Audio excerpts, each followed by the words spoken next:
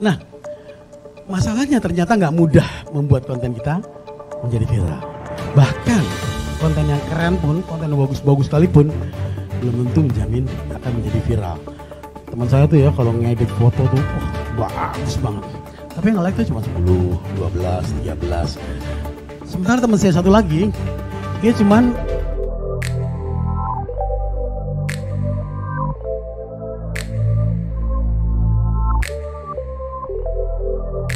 digital adalah media dua arah. Nah ini yang sering tidak diperhatikan sama orang yang baik yang sebelum atau setelah zaman digital. Digital adalah media dua arah. Jadi yang media satu arah itu apa? Koran, TV, radio, billboard, flyer, itu semua media satu arah. Jadi cara berpikir kita pun beda gitu. Karena hakikat media dua arah dan media satu arah juga beda gitu. Makanya ketika digital muncul, itu langsung orang-orang berpikir begini. Wah, copywriter terkenal itu pasti sukses besar nih, bisa kaya gitu. Ternyata enggak. Kenapa? Karena dia memperlakukan media dua arah itu sebagai media satu arah. Yang sebetulnya beda banget. Cara berkomunikasinya beda sekali. Nanti kita akan masuk lagi ke sini, tapi intinya begitu ya. Jadi digital ini dengan media satu arah, dengan media dua arahnya, itu benar-benar sebuah peristiwa revolusioner yang kalau teman-teman Kompas saya bilang ini bahkan lebih menghebohkan dari zaman revolusi industri di Eropa pada tahun 1786. Itu kan dulu gila banget. Sekarang kata dia lebih gila lagi. Karena kenapa? Kalau dulu orang hanya merubah dari satu hal yang tradisional ke teknologi yang hebat. Kalau di sini bukan hanya itu, bahkan perilakunya pun berubah. Misalnya kita lihat ya, ini zaman saya dulu nih, saya selalu dimarahin sama ibu saya karena nggak pernah pulang main bola. Nah ini sekarang zaman saya nih, saya selalu ngejewer anak saya terus main di luar dong, waduh gimana sih? Jadi saya suruh mereka main, bersosialisasi gitu. Itu kan dua hal yang sangat berbeda kan. Itu sama anak-anak tuh ya. Sama bapak-bapak gimana? Sama apa terjadi nggak sama hal yang sama? Sama tuh, buktinya tuh. Yusuf Kalla, Wiranto, Luhut, semuanya begitu. Jadi artinya betul-betul berubah peradaban. Peradabannya loh berubah. Nah itu yang membuat orang-orang yang lahir sebelum zaman digital nggak siap. Bahkan digital telah mengubah perilaku berbahasa. Kalau saya misalnya, namanya siapa tadi? Lela ya. Seandainya saya baru kenalan sama Lela ya. Lela, apa kabar? Saya Budiman. Kamu gimana? Lagi kerja di mana gitu? Kadang-kadang mungkin kalau banyak ketemu orang yang sepantar saya gitu, Anda, pakai Anda gitu. Anda bekerja di mana? Oh, saya bekerja di ini. Saya begini. Itu ketika pertemuan pertama, kedua, ketiga, keempat. Tapi ketika saya sudah berinteraksi dengan dia sesering mungkin, bahasa saya berubah kan?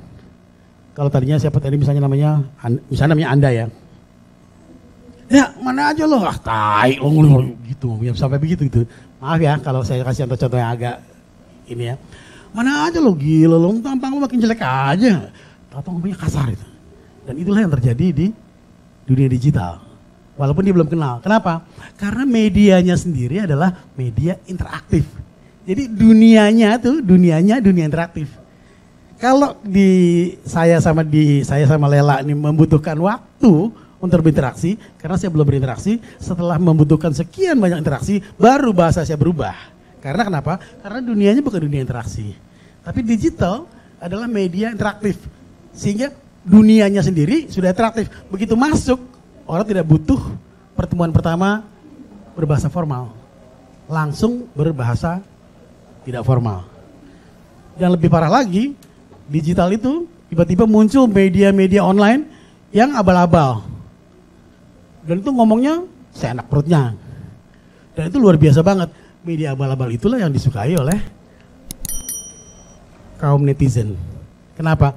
Karena memang begitulah seharusnya media interaktif kata dia. Dan apa yang terjadi? Yang terjadi adalah media mainstream ikut-ikut. Karena kenapa dia ikut-ikut? Karena dia merasa bahwa memang pendekatan begini yang paling tepat untuk mendekatkan diri kepada target audience. Dan ini terjadi misalnya, ini Detik News. Saat saksi Jokowi diperingatkan hakim gegara slide Muldoko gitu. Mana mungkin kita menemukan di media mainstream ketika sebelum zaman digital. Hanya ada di media digital. Duar, ponsel pegawai Pemprov Riau tiba meledak saat di charge. Apakah digital itu merusak bahasa? Iya, merusak bahasa. Apakah bisa dicegah? Saya khawatir enggak gitu. Karena memang dunianya itu dunia interaktif. Sulit dihindari. Jadi kalau kalian bikin status di Facebook ya, atau di Instagram menyapa orang, Assalamualaikum warahmatullahi wabarakatuh, Om Swastiastu, Namo Buddhaya, salam kebajikan. Diketawain orang itu tuh. Apa sih bahasanya kok begitu amat? Kaku. Dan apa yang terjadi di Kompas? Di Kompas begini, Pak Sutri dibacok tetangga gara-gara kentut. Pelaku, saya sakit hati diketuti 2 kali. Kalian cari di Kompas cetak ya, nggak bakalan menemukan berita seperti ini gitu. Kompas itu adalah rujukan orang untuk berbahasa Indonesia baku. Jadi misalnya kita bilang, wah hebatnya Kompas nih, ternyata ini maksudnya nih. Jadi kalau Kompas tuh nggak pernah bilang kopas gitu ya, dia bilang mengunduh, download, mengunduh, mengunggah. Efektif dan efisien, kalau Kompas bilangnya sangkil dan mangkus. Saya sendiri bingung tuh, sangkil dan mangkus apa ya? Cari KBBI dulu. Oh, efektif dan efisien. Saya ceritain ke teman-teman saya kuliah di sastra. Saya ceritain sama teman-teman saya. Teman-teman saya malah ngomong gini, makanya belajar bahasa Indonesia yang baku, jangan bercanda melulu, gue sangkil mangkus loh. Artinya beda banget. Korban banjir Teluk Guang, Anies datang doang ke sini, warganya kelaparan. Nggak pernah di Kompas ada kata doang. Jadi saya bikinnya macam-macam. Saya pengen pelajarin kira-kira netizen suka yang mana gitu.